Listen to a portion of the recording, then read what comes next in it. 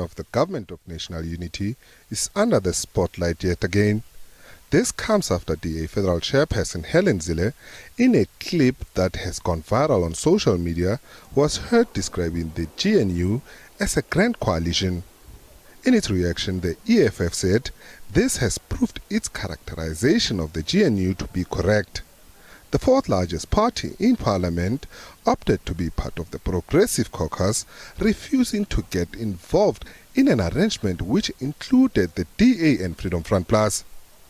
The EFF, in its statement, also said that Zille's comment confirmed what it always suspected, that the real negotiations for the establishment of the GNU took place between the DA and Cyril Ramaphosa and not the ANC-NEC team led by Fikile Mbalula. The party further says it has been correct in asserting that the coalition of the DA and ANC was engineered by white capitalism through the manipulation of the rand.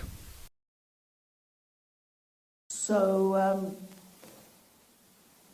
the ANC does its polling and it knows that its trump card is Cyril Ramaphosa. If they lose Cyril Ramaphosa, they will go down, if they're lucky, to 25% or 20%. And so they've lost Jacob Zuma, etc. But the idea is to somehow bring Jacob Zuma back into the fold, and Jacob Zuma was very clever. He never resigned his ANC membership, but he's now been kicked out. So he's now out, and the EFF is now out, and the only risk that they would find is if the ANC plummeted and then went into a coalition with the EFF and the MK. But I think most people in the ANC understand what that would actually mean for South Africa's economy. One of the strongest things that we had in the negotiation, the strongest lever the DA had by far, was the value of the rand. Every time things were going well, the rand went up, up, up, up, up. Every time things went badly, the rand plummeted. The bond market was exactly the same. It was extraordinary. I've tracked the value of the rand against the timeline of the negotiations, and it's an absolute correlation.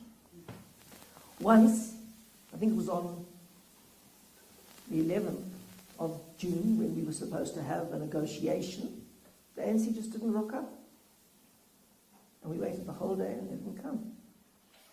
So I just told a journalist, and they wrote about it in the newspaper the next day. The rand, right down. Now, I didn't do that to get the rand down. I do that to say to the ANC, don't mess us around, you know. Don't mess us around. If you say you're coming, we want to see you.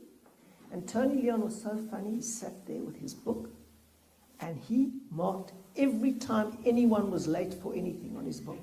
So I'm sure he's going to write another book about these negotiations, and there you will see what time every single meeting started, and who was late, and how late they were. Tony was very funny about that. So yeah, that's your answer.